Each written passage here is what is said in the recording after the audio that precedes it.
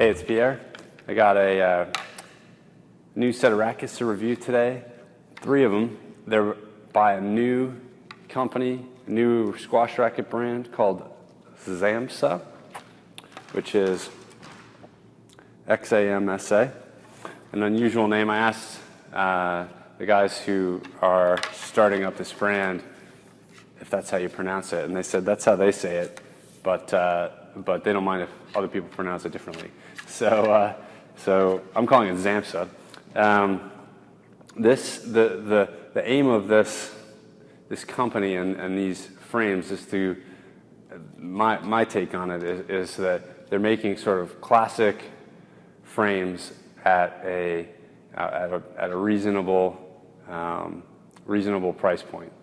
And these at the moment are going for, I think, 100 US and 100 Canadian.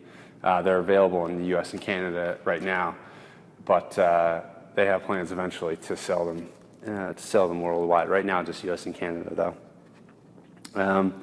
So there are 3 frames in the range, and all of them have this matte black finish, which looks really cool.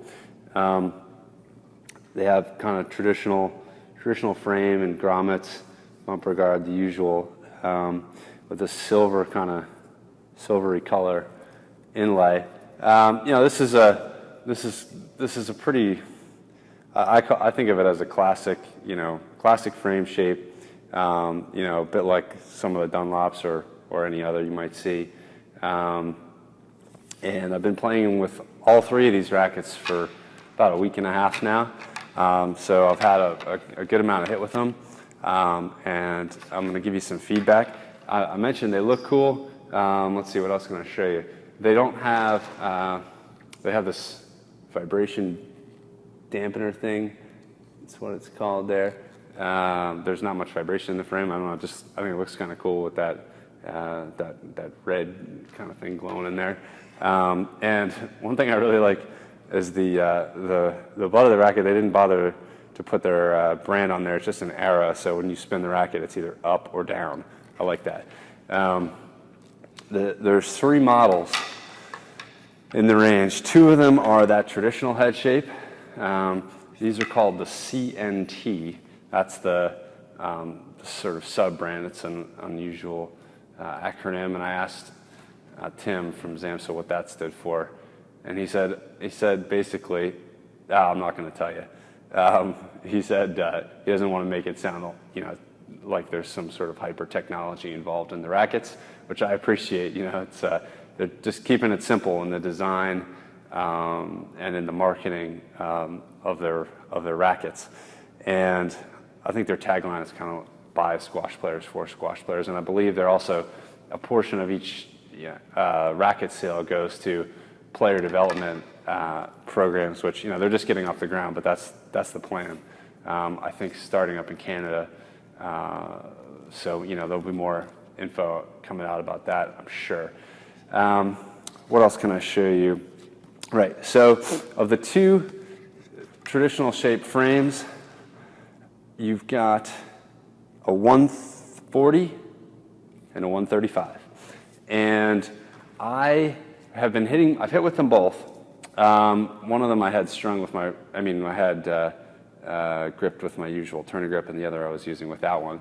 But my favorite was, of all 3 rackets actually, is the 140.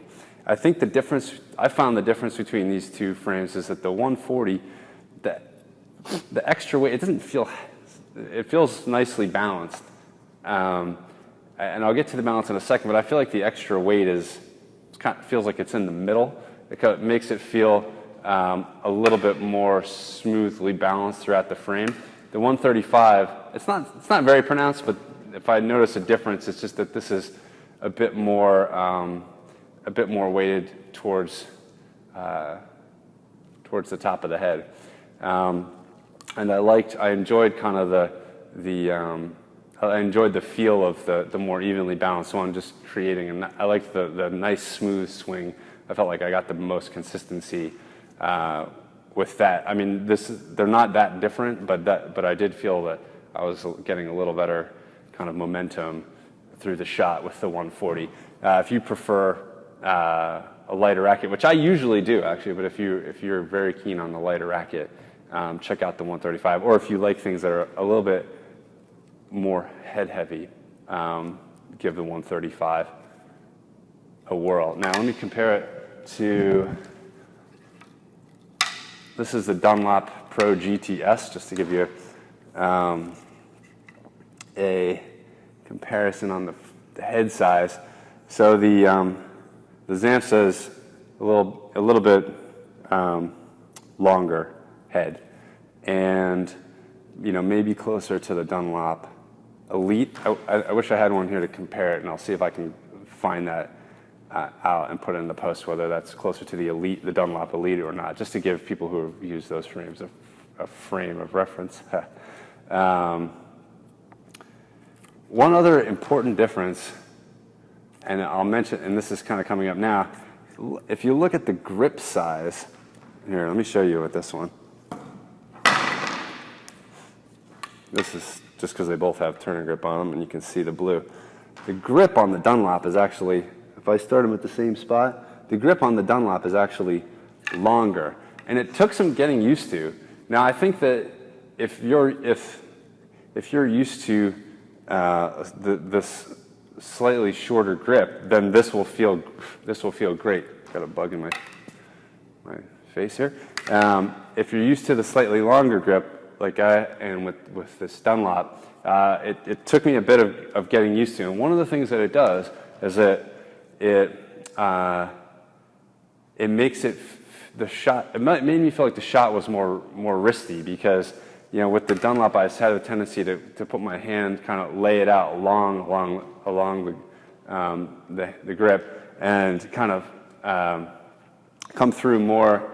Not sure how to describe that. Come through a little bit more smoothly with my wrist. With the smaller grip, it felt a little bit more like I was trying. It felt more wristy. Is the best I can say, probably. And that took a little bit of getting used to. I'll measure this when I get back home, and I'll put it in the notes. And you can compare that to whatever you're used to see what you might prefer. Now, the other frame shape of the Xamsa is called the VBO. That's this model. Another classic style. You've got the open throat and a bit of a fan stringy pattern.